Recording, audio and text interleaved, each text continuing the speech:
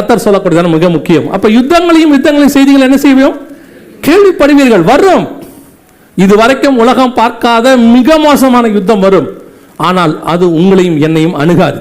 பகலில் பறக்கும் அம்பிற்கும் இருள் நடமாடும். பகலில் பறக்கும் அம்புனா என்ன? ஏவுகணை விடுறத பத்தி தான் இருக்கு. அன்னைக்கு வில்லு விட்டா இன்னைக்கு ஏவுகணை விடுறான். அவன் என்ன வேணாலும் விடட்டும், எப்படி வேணாலும் விடட்டும். ஆனால் அவைகளுக்கு நடுவில் உங்களை என்னையும் பாதுகாக்கிற ஆண்டவர் ஒருவர் இருக்கிறார். இது அடுத்து நடக்க வேண்டிய மிக முக்கியமான விஷயம். அடுத்து பட்டயத்தினாலும், அடுத்து என்ன இருக்கு? பஞ்சத்தினாலும்.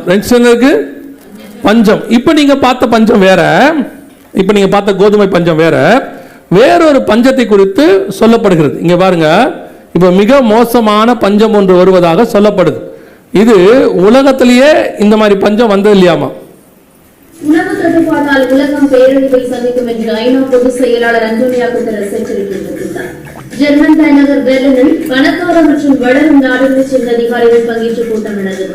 இந்த கூட்டத்தில் கலந்து கொண்டு பேசிய ஐநா பொதுச் செயலாளர் அன்டோனியோ குட்டரஸ் பருவநிலை மாற்றம், கொரோனா ஆகியவை முன்னெப்போதும் இல்லாத அளவில் பட்டினி பிரச்சனையை உருவாக்கின என தெரிவித்தார். உணவு கிடைக்காத பிரச்சனை உலக அளவில் உணவு தட்டுப்பாடாக மாறும் என்றும், உணவு தட்டுப்பாட்டால் உலகம் பேரழிவை சந்திக்கும் எனவும் எச்சரித்தார். இது உணவு தட்டுப்பாடு மட்டும் மிகப்பெரிய பேரழிவை சந்திக்கும் என்று எச்சரிக்கை. இதை தாண்டி தண்ணி பஞ்சம் இருக்கு, காத்து பஞ்சம் இருக்கு, எல்லா பஞ்சமும் இருக்கு. ஒருமித்து வரும்.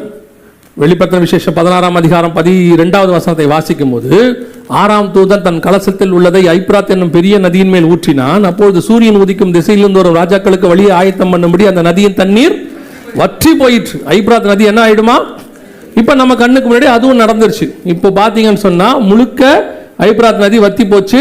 இதையும் நம்ம பார்க்கிறோம். இதான் அது.